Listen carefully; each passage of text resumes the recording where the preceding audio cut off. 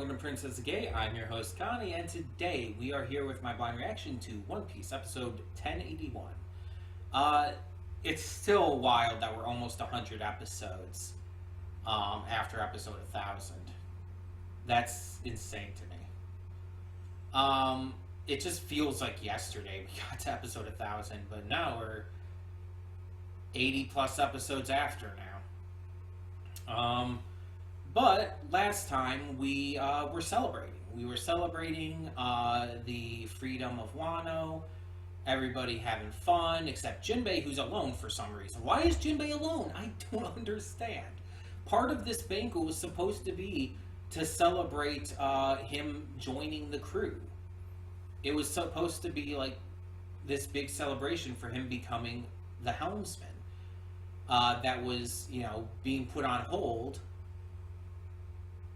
because of, them having to take out Kaido and Big Mom and all first. So why is he alone? Why is he on his own? It just makes no sense to me. It just makes no sense, especially after how big of a moment the pledge to wait until the banquet was. When they all slammed down their cups and all, it was like literally in its presentation a direct callback to the pledge they made when they were going to be entering the Grand Line with the barrel, their feet on the barrel. It was a direct callback to that, and it's just like, and you're just, I don't understand. Oda, make me understand. Please make me understand with this episode. Meanwhile, we have Admiral Ryukugyu having come into Wano. He's there to capture Luffy to make Big Daddy Senpai Akainu proud, because he wants head pats from Akainu. Yeah. Not literally, but pretty much the equivalent. He wants Senpai Akainu to notice him and to praise him. And that's not an exaggeration. That's literal. He has this weird obsession with that, and it's kind of weird, dude. It's like you're a grown-ass man, and it's like you're acting like a teenage anime girl. It's like, what? But it's also really funny. So I'm not entirely against the joke of it all. I wonder if that was intentional, if Oda did this entirely as a joke. But we see that he has taken out the revived, I guess you could say, king and queen. Revived is the wrong word, but they came to, and he took them out because he has wood powers, I guess. We don't know the full scope of his devil fruit, but he can stick his wood in people and suck them dry.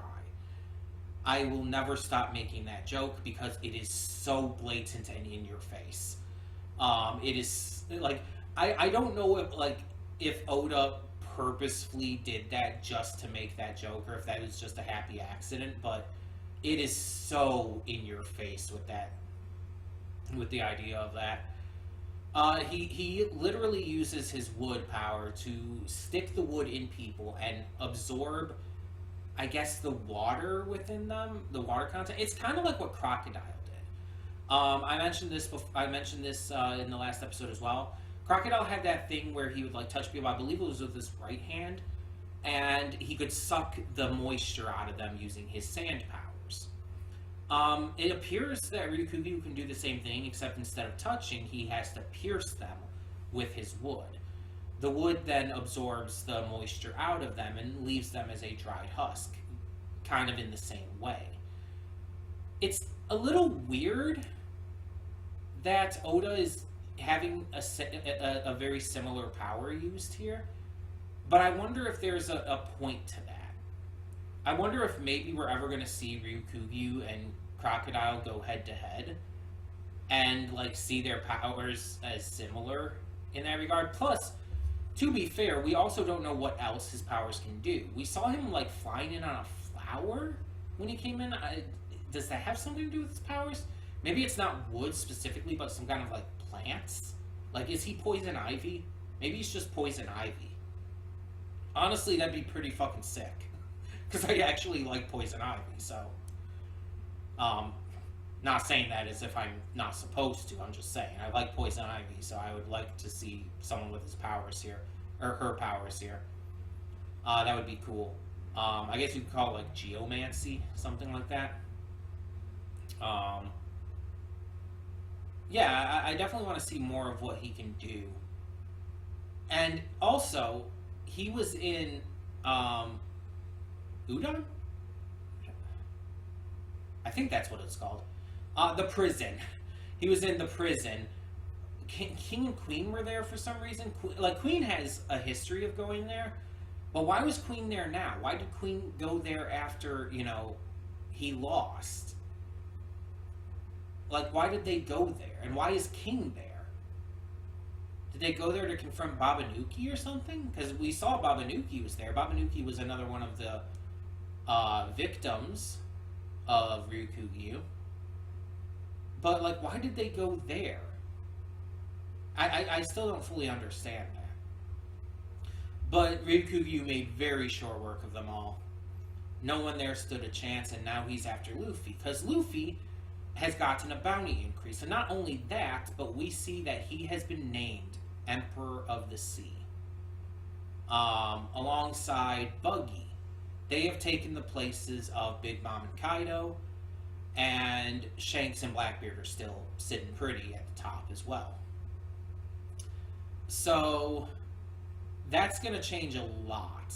And like I said last time, I already knew about this because it's one of those things that was everywhere when it happened in the manga. People wouldn't shut up about it, so I did know that Luffy and Buggy became emperors. I don't know what's gonna happen in regards to this though. I don't know what this is going to end up affecting as we view it. Buggy had wormed his way into a Shishibukai spot before, one of the 7 warlords. How was he made emperor here though? That's the part I don't get. Like, okay, Big Mom and Kaido are defeated, can't have them be officially labeled as emperors anymore. Fine, whatever. Luffy taking a spot, sure, understand that. That makes perfect sense. He led this entire attack against Kaido and Big Mom, and it makes sense that he would take that spot. Why Buggy? Like I said last time, the only thing that I could even think of is that it's literally just a nepotism thing. It's because he has the connection with the likes of Shanks and Roger. And because of that, and because he somehow wormed his way into escaping from Impel Down and gathering a massive addition to his crew with all of these prisoners, he's somehow being seen as a threat, even though he's actively not. And this has given him the spot as emperor. But it's like, what? That's a stupid reason to name someone as one of the 4 biggest threats in the world. That's what the title of emperor is basically meant to signify. They are the biggest threats to the world government in terms of pirates. Because obviously there's still Dragon and everything, but he's not a pirate. The 4 biggest pirate threats to the world government. Buggy, there's no evidence that Buggy would be a threat to them. So it's got to be based on the nepotism of his connection with Shanks and Roger. That's the only thing that connects, but that's, again, a stupid reason. So I don't know. I don't know. But it's happening, so we'll just see where it goes, I guess. Hell, maybe it'll explain it. I don't know. But I'm just worried at the moment because Ryukugyu coming in to, interrupt the celebrations and all would be kind of rude. I don't want that to happen, but then what would stop him? The only thing I can think of would be a call from Akainu. Because Akainu, I think, is the only person he'd listen to right now, and the only one who could get him to leave. Um, I don't know. I guess we'll have to see.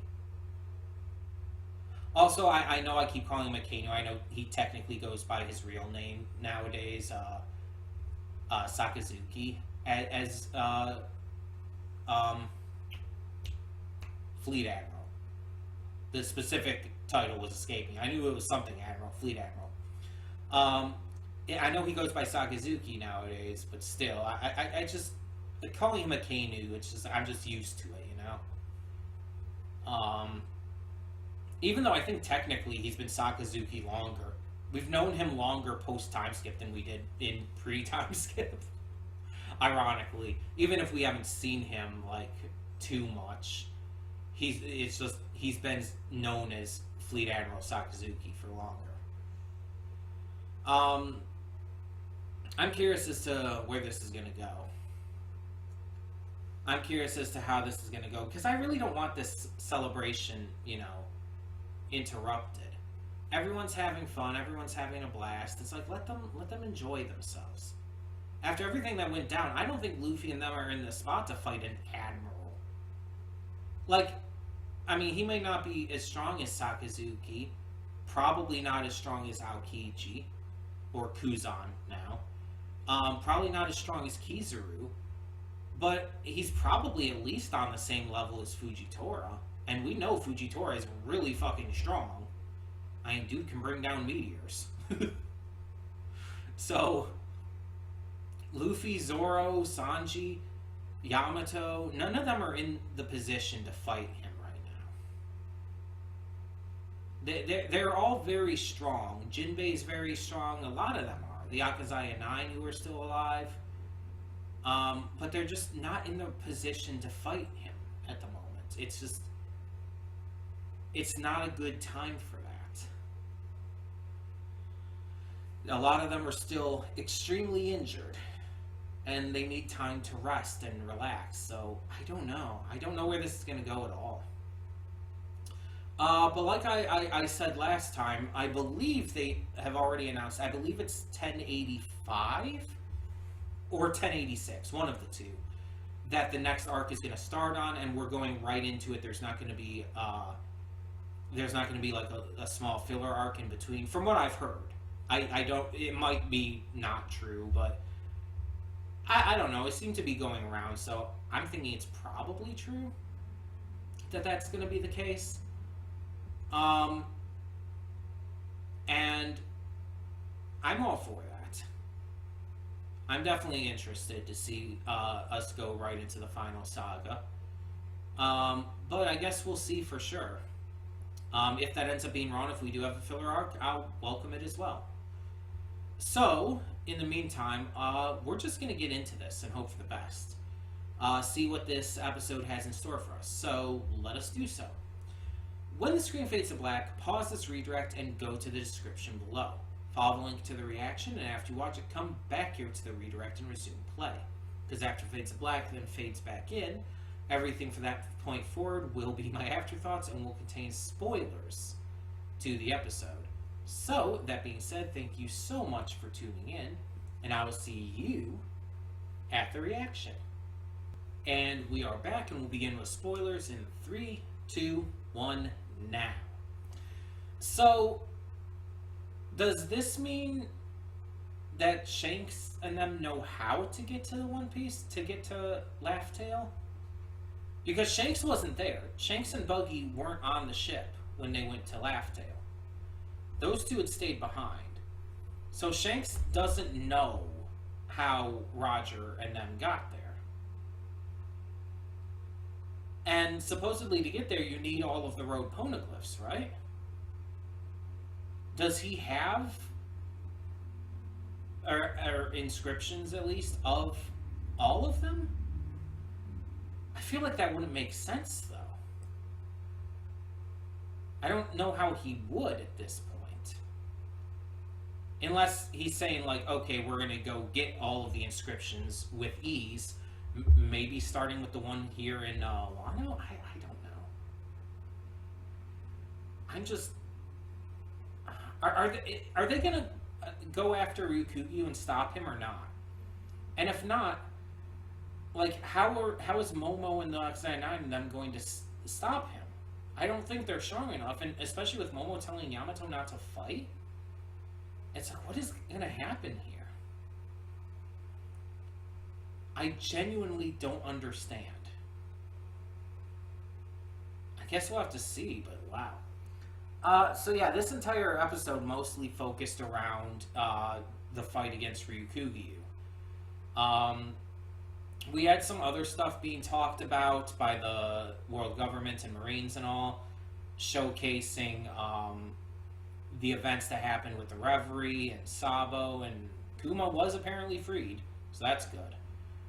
But let's be honest, most of this was about Ryukugyu. And so we see in this episode that his power is of the wood fruit, and that the wood and everything he can create and turn himself into has the power to give life to plants, as we see. It's an odd explanation, I guess, but sure, whatever. I don't fully understand how that works, but sure. We see that he's able, that it is a Logia type, which it's very unlike other Logias, because most Logias are either like, they're not solid. You know what I mean? Like, they're either in liquid form or some kind of like plasma light form or whatnot. Like, the most solid, I guess, is crocodile sand fruit, but even that, it doesn't act quite like a solid state. The way it's used is it allows him to fly off and be punched through and to break apart and stuff. It's not really used as a solid force. And you compare to other Logias, like you think of magma or fire. It's not a solid force. It's more fluid, for lack of a better term. Even some of the ones that are, again, more light-based, like, obviously, Kizaru's. It's... Well, let me check here. I'm like trying to think. I can't think of any other Logia types that are like this. And that's why I was questioning. That's why I wasn't sure if his was a Paramecia or a Logia type.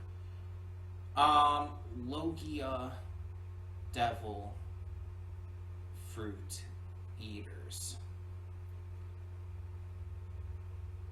We have Smoker. He's smoke. Again, it's not really like fluid, but it's a gas.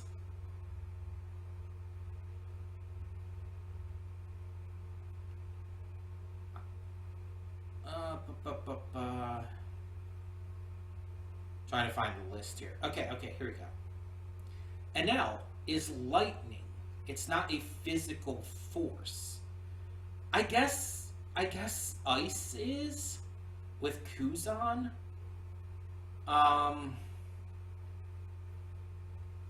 Blackbeard's is darkness. That's not a physical force. But yeah, I guess ice counts as a physical force like that. Yeah. I don't know why I couldn't think of that. Wait, what is Karasu's again? Didn't Karasu just turn into birds? Is that a Logia? Hold on. What the fuck is your devil fruit?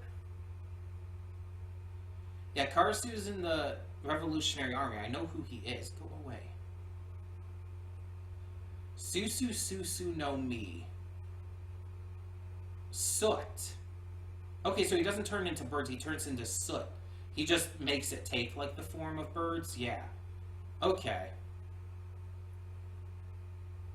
Okay, so it's soot. That's odd. Caribou is a Logia, and he's, like, mud. Caesar Clown is poison. Sabo and Ace are both fire.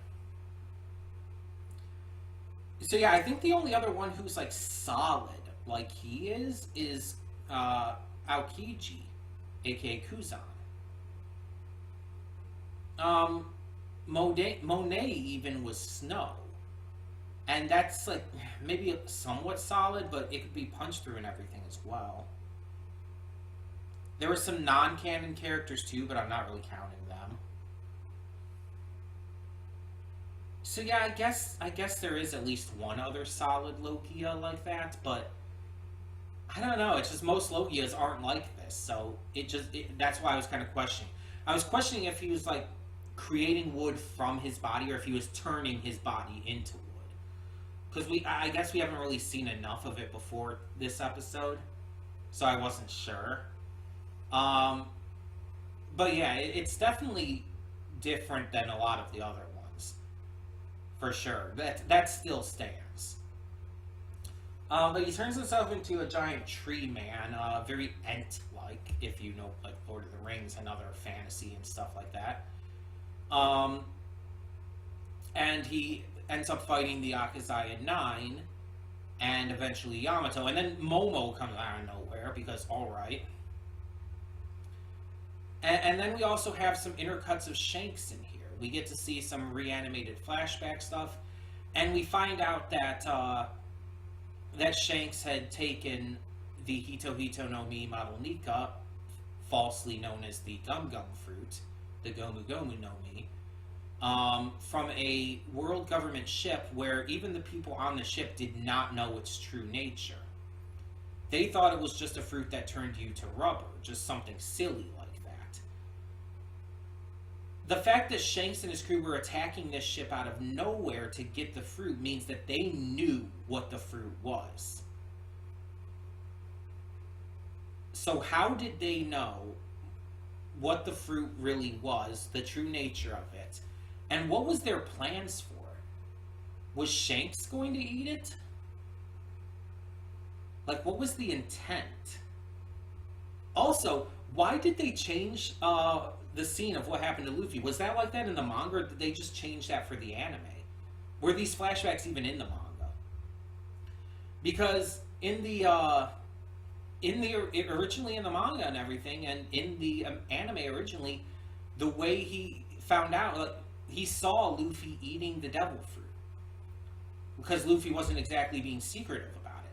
He grabbed Luffy by the ankles and shook him up and down, telling him to spit it out, and then Luffy's legs stretched down to hit the floor. When he came back up, his neck also stretched, and that's how Shanks and the crew found out that Luffy had eaten the devil fruit. But the way they did it here, with Shanks sitting against the counter and grabbing Luffy's arm as he's angrily walking away, that's how it was done in the live-action series. That's an odd choice to change if that wasn't in the manga like that. And if that is in the manga like that, why is it changed in the manga? Because that's actively not what we've been shown before, so that would be completely changing canon. I don't know. I don't know. I haven't read the manga, so I don't know if that's the same or not. But yeah, that's odd to me. But yeah, so Shanks clearly notices with his haki, excuse me, that Ryukugyu is there. And he says that they're not going to be seeing Luffy and all yet, but he then tells Beckman, his first mate, it's like, I think it's time we go get the One Piece. It's like, obviously that's the only thing he could mention. It's like, I think it's time we go get it. It's like, what else could he be talking about? Of course it's the One Piece he's referring to. So they're going to be going after the One Piece, which implies that they're probably going to be the last enemies that Luffy and the Straw Hats face on the road to Laugh Tale. But there's a lot of setup with the world government too, so I'm not sure how that's going to go. Because there's others that could be seen as final enemies as well. Yeah, I'm not sure how this is going to go. I'm definitely interested.